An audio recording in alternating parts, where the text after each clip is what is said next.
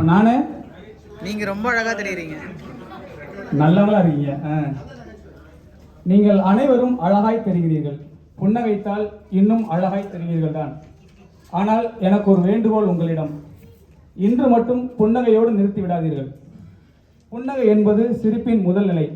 அது உதடுகளில் மட்டும் ஒட்டிக்கொண்டு உதவி செய்யாமல் போய்விடும் போட்டியாளர்களுக்கு. எப்படி சிரிப்பதென்று எங்களுக்கே பாடமா என்று தப்பான எண்ணம் வேண்டாம் என் மீது. இப்படியெல்லாம் சிரிக்கலாம் என்று சற்றே நினைவுபடுத்துகிறேன் தற்போது. உதடுகளில் ஒட்டியிருக்கும் புன்னகையின் விஸ்வரூபம் காண வேண்டும் இந்த அவை. அது அவை முழுவதும் பரப்ப வேண்டும் ஒரு அதிர்வை. புன்னகையின் அடுத்த நிலை புன்சிரிப்பு. புன்சிரிப்பின் அடுத்த நிலை முகமலர்ச்சி. முகமலர்ச்சியின் அடுத்த நிலை சிரிப்பு. சிரிப்பிலிருந்து சிரிப்போ சிரிப்பென்று உங்களின் சிரிப்பு இன்று சிறப்பாய் இருக்க வேண்டும்.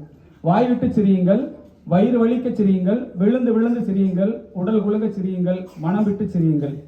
இரு கைகளையும் தட்டி தட்டி சிரியுங்கள். இப்படி சிரித்தால் நீங்கள் உடல் ஆரோக்கியம் பெறுவீர்கள். போட்டியாளர்கள் உற்சாகம் அடைவார்கள். தரமான நகைச்சுவை பேச்சினை தருவார்கள். போட்டியாளர்கள் வெற்றி கோப்பையை பெறுவது ஒரு புறம் இருக்கட்டும், அதற்கு முன்னதாய் உங்களின் கைத்தட்டலும் சிரிப்பும் சிறந்த ஒரு பரிசாக அமையட்டும். நன்றி. எல்லோரும் தேநீர் நிலைக்கு போயிட்டு திரும்ப வந்திருக்கீங்க. அதனால மறுபடியும் உங்களோட தகவல் தொடர்பு சாதனங்களை சரி பார்த்துக்கோங்க. அமைதி நிலை இருக்கான்னு கொஞ்சம் சரி பார்த்துக்கோங்க.